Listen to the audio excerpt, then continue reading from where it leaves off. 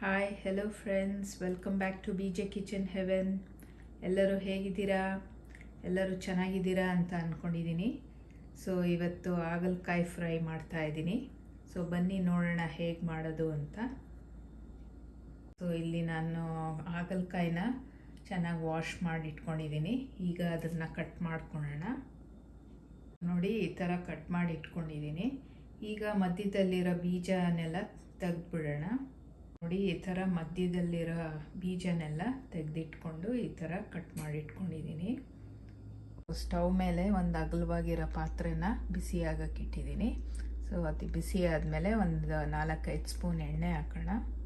So ಈಗ ಪಾತ್ರೆ ಕಾದಿದೆ. ಸೊ ಒಂದು 4-5 ಸ್ಪೂನ್ ಎಣ್ಣೆ ಹಾಕ್ತಿದ್ದೀನಿ.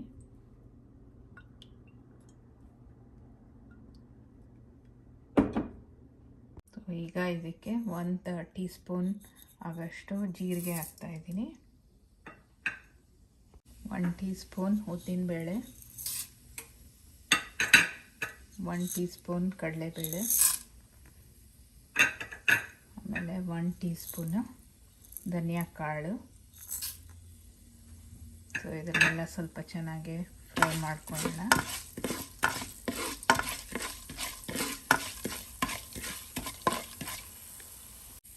ಸೊ ಈಗ ಇದಕ್ಕೊಂದು ದೊಡ್ಡ ಈರುಳ್ಳಿನ ಹಾಕ್ತಾಯಿದ್ದೀನಿ, ಕಟ್ ಮಾಡಿರೋದು.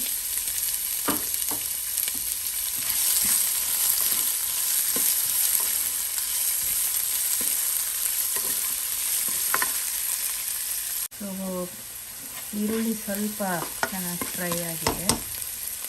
ಸೊ ಈ ಟೈಮಲ್ಲಿ ಒಂದು 5-6 ಬೆಳ್ಳುಳ್ಳಿನ ಚಿಕ್ಕ ಚಿಕ್ಕದಾಗಿ ಕಟ್ ಮಾಡಿ ಇಟ್ಕೊಂಡಿದ್ದೀನಿ, ಅದನ್ನು ಹಾಕ್ತಾಯಿದ್ದೀನಿ. ಆಮೇಲೆ ಸ್ವಲ್ಪ ಹಣ್ಣು ಸೇರಿಸ್ತಾ ಇದ್ದೀನಿ.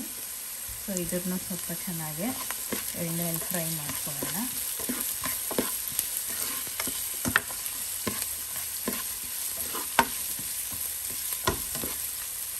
ಸೊ ಇದಕ್ಕೆ ಸ್ವಲ್ಪ ಅರಿಶಿನ ಪುಡಿ ಹಾಕ್ತಾಯಿದ್ದೀನಿ.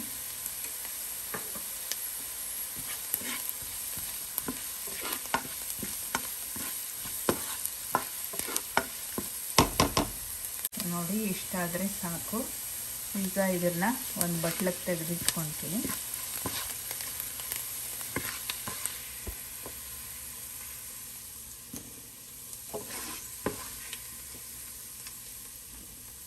ಸೊ ಈ ಥರ ಬಟ್ಲಕ್ಕೆ ತೆಗೆದಿಟ್ಕೊಂಡಿದ್ದೀನಿ.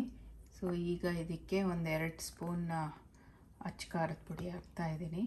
ಆಮೇಲೆ ಒಂದು ಸ್ವಲ್ಪ Kashmiri red chilli powder. So ಇದನ್ನು ಸ್ವಲ್ಪ ತಣ್ಣಗಾಗಕ್ಕೆ ಬಿಡೋಣ, ಆಮೇಲೆ ಇದನ್ನು ರುಬ್ಕೊಳ್ಳೋಣ. ಪಾತ್ರೆಗೆ ಈಗ ಒಂದು 4-5 ಸ್ಪೂನ್ ಎಣ್ಣೆ ಹಾಕೋಣ. ಎಣ್ಣೆ ಬಿಸಿ ಆದಮೇಲೆ ಈ ಕಟ್ ಮಾಡಿರೋ ಹಾಗಲಕಾಯಿ ಪೀಸಸ್ನ ಇದಕ್ಕೆ ಹಾಕೋಣ.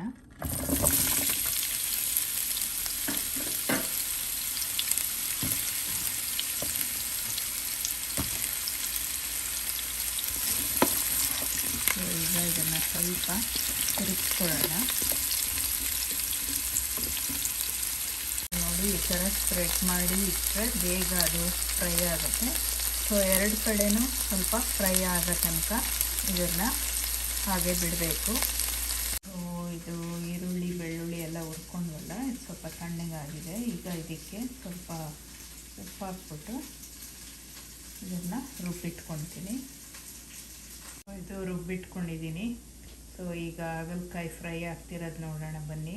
ಈಗ ಇದೆಲ್ಲ ಒಂದು ಸೈಡ್ ಫ್ರೈ ಆಗಿತ್ತು. ಸೊ ಅದನ್ನು ತಿರುಗಾಕ್ತಿದ್ದೀನಿ. ಸೊ ಇದೊಂದು ಸ್ವಲ್ಪ ಫ್ರೈ ಆಗಿದೆ. ಇದನ್ನು ಒಂದು ಪ್ಲೇಟಲ್ಲಿ ತೆಗೆದಿಟ್ಕೊಳ್ಳೋಣ. ಸೊ ಈಗ ನೋಡಿ, ಇಷ್ಟು ಫ್ರೈ ಆಗಿದೆ. ಸೊ ಈಗ ಇದನ್ನು ಒಂದು ಪ್ಲೇಟ್ಗೆ ತೆಗೆದಿಟ್ಕೊಳ್ಳೋಣ.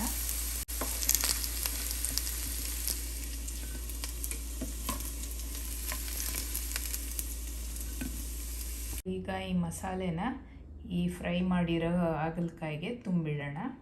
ಸೊ ನೋಡಿ, ಈ ಥರ ಮಸಾಲೆನ ಒಂದೊಂದು ಹಾಗಲಕಾಯಿನಲ್ಲೂ ಈ ಥರ ಫಿಲ್ ಮಾಡಿಟ್ಟಿದ್ದೀನಿ. ಸೊ ಇಷ್ಟು ಮಸಾಲೆ ಉಳಿದಿದೆ. ಇದಾದಮೇಲೆ ಅದ್ರ ಮೇಲೆ ಹಾಕ್ತೀನಿ. ಸೊ ಈಗ ಇದನ್ನು ಮತ್ತೆ ಸ್ವಲ್ಪ ಫ್ರೈ ಮಾಡ್ಕೊಳ್ಳೋಣ. ಸೊ ಈಗ ಅದೇ ಪಾತ್ರೆ, ಯಾವ ಪಾತ್ರೆಯಲ್ಲಿ ನಾವು ಹಾಗಲಕಾಯಿ ಫ್ರೈ ಮಾಡಿದ್ವೋ ಆ ಪಾತ್ರೆಯಲ್ಲಿ ಒಂದು 3-4 ಸ್ಪೂನ್ ಎಣ್ಣೆ ಹಾಕಿದ್ದೀನಿ. ಈಗ ಈ ತುಂಬಿಟ್ಟಿರೋ ಹಾಗಲಕಾಯಿನ ಇದಕ್ಕೆ ಸೇರಿಸೋಣ.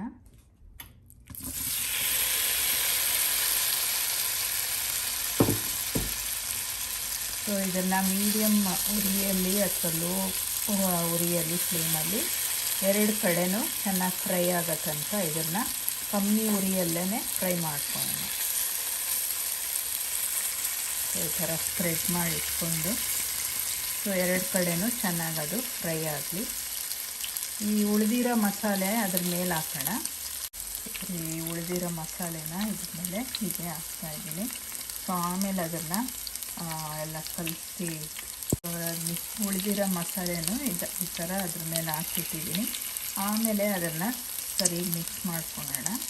ಸೊ ಈಗ ನಿಧಾನಕ್ಕೆ ಒಂದೊಂದೇ ಸ್ವಲ್ಪ ತಿರುವಾಕೋಣ. ಇನ್ನೊಂದು ಸೈಡು ಅದೇ ಥರ ಫ್ರೈ ಆಗಲಿ. ನೋಡಿ ಎಲ್ಲ ಈ ಥರ ಚೆನ್ನಾಗಿ ಅದು ಕಮ್ಮಿ ಉರಿಯಲ್ಲೇ ಫ್ರೈ ಆಗಬೇಕು.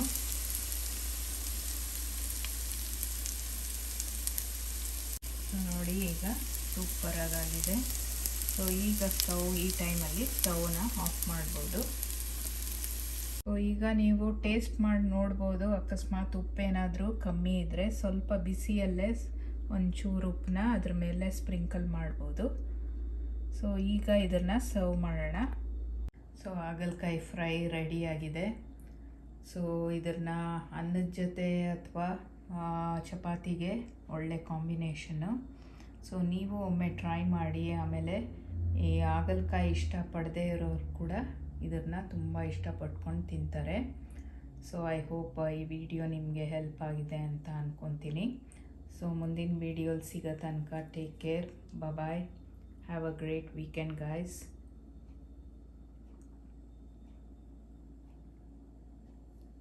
So take care. Bye bye.